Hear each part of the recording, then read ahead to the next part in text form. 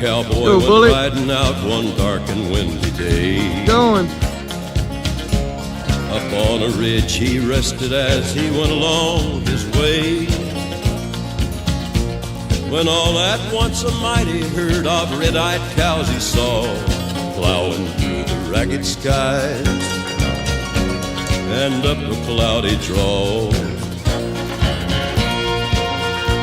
Their brands were still on fire and their hooves were made of steel. Their horns were black and shiny and their hot breath he could feel.